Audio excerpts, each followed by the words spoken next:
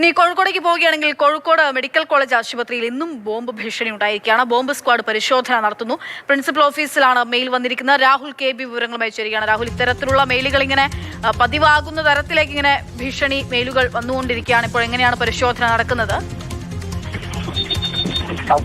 ജനങ്ങളുടെ കാര്യമായി തന്നെ ബുദ്ധിമുട്ടിക്കണം എന്ന ലക്ഷ്യം വെക്കുന്ന ആളുകൾ തുടർച്ചയായി മെയിൽ അയക്കുന്നു എന്നാണ് മനസ്സിലാക്കിയാൽ മെഡിക്കൽ കോളേജ് ആശുപത്രിയിൽ തന്നെ തുടർ ദിവസങ്ങളിൽ ഭീഷണി സന്ദേശം എത്തുകയാണ്. പോലീസും സ്ക്വാഡും ബോംബ് സ്ക്വാഡും മറ്റ് പരിശോധന നടത്തിയത് വ്യാജമാണെന്ന് കണ്ടെത്തുകയാണ് ചെയ്യുന്നത്. വീണ്ടും പ്രിൻസിപ്പൽ ഓഫീസിലെ മെയിലിലേക്ക് തന്നെയാണ് ഇത്തരത്തിലുള്ള ഭീഷണി സന്ദേശം വന്നത്. തുടർന്ന് നടത്തിയ പരിശോധനയിൽ ആശങ്കപ്പെടുത്തുന്ന രീതിയിലൊന്നും തന്നെ കണ്ടെത്തിയിട്ടില്ല. അതുകൊണ്ട് ആശുപത്രിയുടെ പ്രവർത്തനം ബുദ്ധിമുട്ടിലാവുകയും ചെയ്തിട്ടില്ല. ഞാനീ പറഞ്ഞതുപോലെ മെഡിക്കൽ കോളേജ് ആശുപത്രി മാത്രം ദിവസങ്ങൾക്കിടെ 4-ലധികം തവണ ഭീഷണി സന്ദേശം വന്നു. കോഴിക്കോട് തന്നെ കഴിഞ്ഞ ആഴ്ച ജില്ലാ കോടതിയിൽ ഇത്തരത്തിൽ ഭീഷണി സന്ദേശം വന്നിരുന്നു. ഒപ്പം കസ്റ്റംസ് ഓഫീസിലും ഭീഷണി സന്ദേശം എത്തിയിരുന്നു.